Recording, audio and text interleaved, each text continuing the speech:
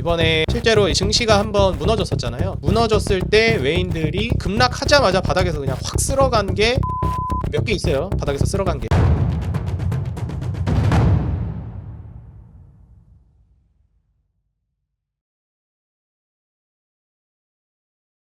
네, 반갑습니다. 주식장인 유튜브 구독자 여러분들, 주식장인입니다. 카메라를 좀 오랜만에 켜게 됐는데요. 제가 이제 코로나가 걸려가지고 몰골이 좀 말이 아니었어가지고 잠깐 좀 카메라를 못 켜고 여러분들께 이제 인사를 드렸었습니다. 오늘 영상 통해서는 제가 지난 두 번의 영상을 통해서 증시가 지금 무너진 상황에서 어떻게 대처해야 하는지, 그리고 거기에 맞춰가지고 이제 어느 타이밍에 우리가 진입을 본격적으로 하는 게 좋은지 여기에 대해서 좀 말씀을 드렸습니다. 근데 제가 이전 직전 영상에서도 말미에 좀 설명을 드렸던 부분이 뭐냐면은, 지금 이때쯤에 이제 들어가는 것도 물론 이제 좋은데 증시가 이제 변동성이 큰 상황에서 우리가 어떻게 대비를 해야 되는지에 대해서 말씀을 드렸어요. 그래서 미리 어떤 종목에 베팅할지, 어떤 업종이 좀 오를지를 계속 예의주시하고 있어야 된다 말씀을 드렸습니다. 오늘은 제가 이제 좀 눈여겨보고 있는 업종하고 왜 이제 올라갈 거라고 생각하는지, 그리고 더 빠르게 올라갈 거라고 예상되는 업종부터 설명을 좀 드리도록 하겠습니다. 자, 일단 제가 첫 번째로 올라갈 거라고 예상되는 업종은 제약바이오입니다. 제가 이전에도 한번 언급을 드린 적이 있는데요. 한국은 일반적으로 이제 코스피를 주도해 나가는 반도체, 그리고 이제 코스닥을 주도해 나가는 제약바이오 섹터가 사실 거의 불문율이었습니다. 거의 그런 양상으로 흘러갔고요. 요새는 뭐 2차전지, 배터리 이런 것들도 많지만 전통적으로 이제 움직여 왔던 게 반도체와 제약바이오입니다. 그래서 이제 반도체 우량주 쪽부터 해서 본격적으로 코스피가 먼저 움직임을 보여주고 한 템포 이제 좀 눌러주면서 시장이 좀 이제 정체되는 시기에 손바뀜이 일어나고, 그때 이제 제약바이오 쪽이 어떻게 보면은 후반전에 강력한 시세를 보여줍니다. 근데 이제 제약바이오가 후반전에 올라갈 때는 보통 이제 전반전에 올랐던 반도체에 올라갔던 거를 상쇄할 정도로 강력하게 올라가요. 그러니까 사실 뒤늦게 출발했지만 엄청나게 이제 수직 상승을 하기 때문에 상승분이 꽤나 강력하다라고 볼 수 있겠습니다. 그리고 이제 그렇다고 해서 반도체가 안 올라가느냐? 아마 그렇지는 않아요. 일반적으로 뭐 안 올라갈 수도 있겠지만 과거에 좀 움직였던 거를 돌이켜보면 반도체도 여전히 추가적인 상승을 보여주긴 했었습니다. 후반전에도. 근데 제약바이오가 워낙 강력하니까 뭐 반도체 올라가는 게 보이지 않는 수준이 되는 거예요. 그래서 요약하자면 반도체 코스피는 이런 식으로 올라가지만 코스닥 제약바이오는 이런 식으로 올라가 버린다는 거예요. 그래서 사실상 이 후반전에는 요 상승이 훨씬 더 이제 강력하게 우리한테 이제 보일 수밖에 없는 거죠. 그리고 반도체는 어느 정도 올라 있었던 상황이니까 뒤늦게 들어간다는 감이 없지 않아 또 있기도 합니다. 그래서 저는 제약바이오 쪽이 이번 반등 패턴 때 강력하게 시세를 보여줄 거라고 보고 있고요. 그리고 이제 반도체가 쭉 간 다음에 뒤늦게 이제 올라가는 섹터 중에 하나가 바로 이제 중후장대 산업입니다. 보통 이제 사이클상 중후장대 산업이 가게 되면 거의 끝물인 경우가 많아요. 어찌됐건 제약바이오와 중후장대 산업들이 모두 올라가면 거의 다 증시가 힘을 좀 소진해가는 단계다, 이렇게 생각하시면 될 것 같습니다. 이미 여기서 올라가는 섹터가 있죠. 바로 조선은 이미 상승이 나왔습니다. 그렇다면 아직 본격적인 상승이 나오지 않은 섹터가 뭐가 있을까요?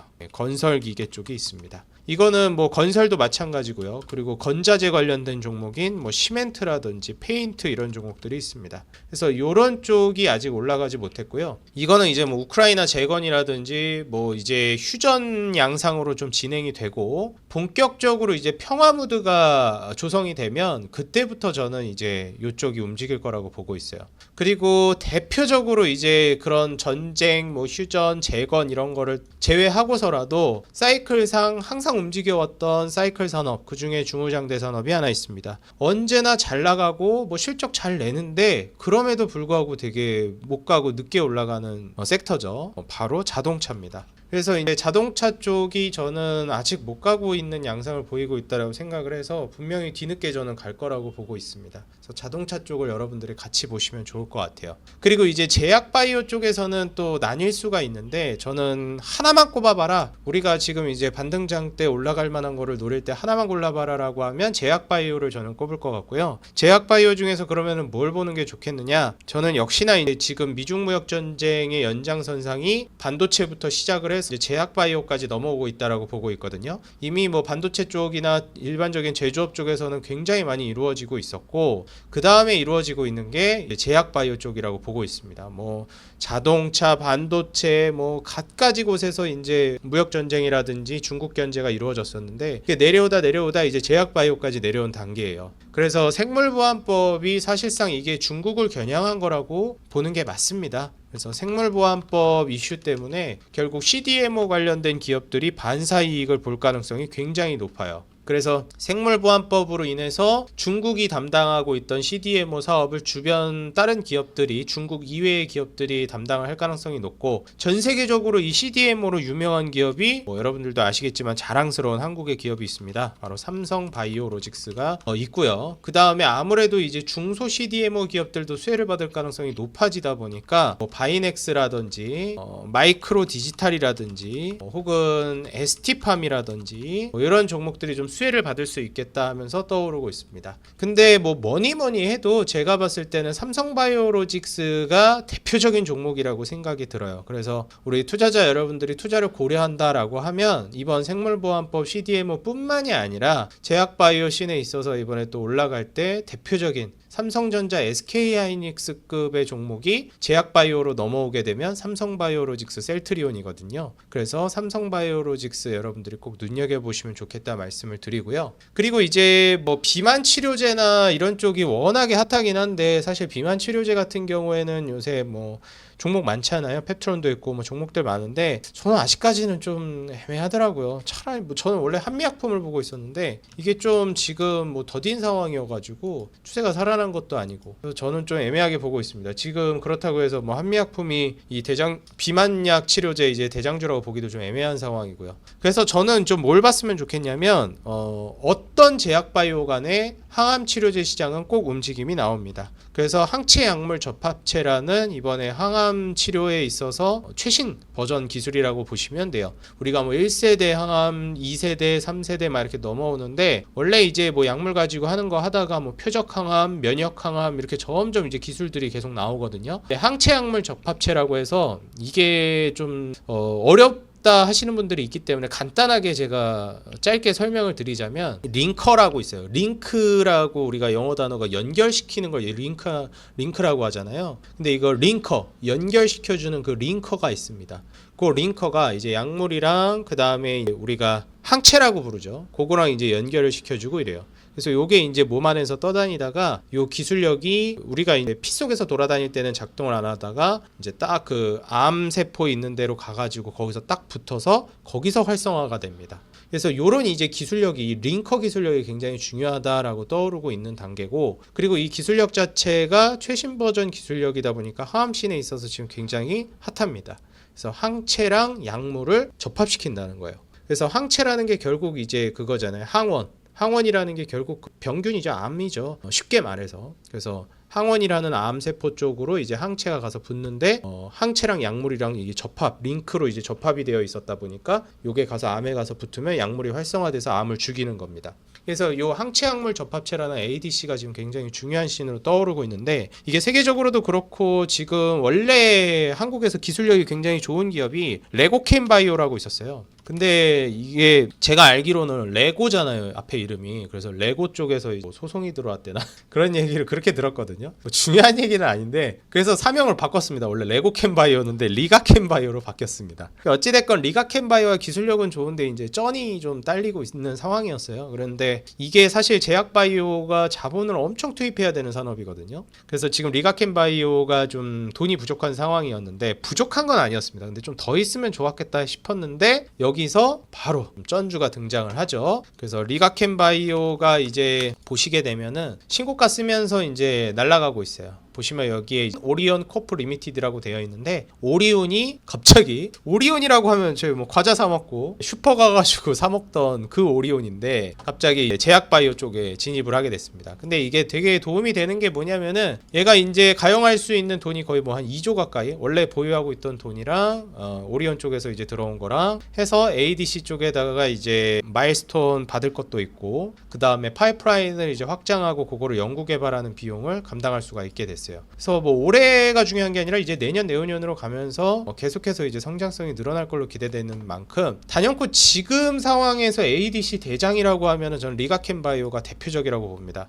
이제 리가켄바이오랑 뭐 ABL 바이오 같은 경우에도 수혜주로 볼 수 있겠는데 ADC로 놓고 본다라고 하면 리가켄바이오가 저는 대장이라고 봐요. 그래서 이번에 실제로 이제 증시가 한번 무너졌었잖아요. 그러면서 이제 리가켄바이오도 주가가 무너졌었는데, 무너졌을 때 외국인들이 급락하자마자 바닥에서 그냥 확 쓸어간 게 리가켄바이오입니다. 몇 개 있어요. 바닥에서 쓸어간 게 리가켄바이오랑 알테오젠도 뭐 유명하죠. 키트루다 그 SC 피하 주사로 제형 변경하면서, 이것도 제가 소개해드렸던 종목이죠. 알테오젠도. 리가켄바이오도 제가 이제 기업 분석해드렸던 종목입니다. 그래서 뭐 알테오젠이라든지 이런 거 고점이라고 생각되는데 외인들은 급락하자마자 그냥 다 쓸어갔습니다. 그래서 지금 리가켄바이오랑 알테오젠 이런 종목들이 지금 대표적으로 좀 움직임이 나오고 있고, ADC 쪽에서는 리가켄바이오가 대장이라고 보고 있어요. 그래서 CDMO 쪽에서 투자한다면 뭘 보는 게 좋겠냐 하면 저는 삼성바이오로직스를 보시라고 말씀드리고 싶고요. ADC 쪽에서는 뭐를 투자하는 게 좋겠냐라고 물어보면 리가켄바이오를 보라고 말씀을 드리고 싶습니다. 그 다음에 이제 저는 하나만 더 꼽을게요. 제약바이오 쪽에서, 이거는 이제 의료뷰티 쪽으로 가는 건데요. 완전히 제약바이오라고 보기는 어렵고 의료뷰티 쪽으로 가는 쪽입니다. 그래서 뭐 톡신 시장의 휴젤이라든지, 그 다음에 이제 얼마 전에 제가 소개해드렸던 기업이죠. 파마리서치, 요 종목. 그래서 의료뷰티 쪽으로 하게 되면은 파마리서치랑 휴젤을 여러분들이 좀 눈여겨보시면 좋겠다 말씀을 드립니다. 뭐 휴젤 같은 경우에는 이제 3대 톡신 시장에 모두 진출을 한 상황이고, 파마리서치랑 휴젤 모두 제가 개별적으로 기업 분석을 해드렸던 종목입니다. 근데 뭐 지금 현재 상황에서도 휴젤은 제가 1월 5일날 영상을 통해서 소개해드렸던 종목이죠. 그때 뭐 16만원 정도였는데 어느덧 23만원까지 왔습니다. 26만원까지도 올라갔다가, 그런데도 불구하고 더 올라간다고 보여집니다. 그리고 파마리서치 역시도 신고가 돌파하면서 올라갈 거라고 보고 있어요. 콘주란, 리주란 이거 다들 아실 거예요. 피부에다가 주사 넣어가지고 피부 이제 좋아지게 하는 거.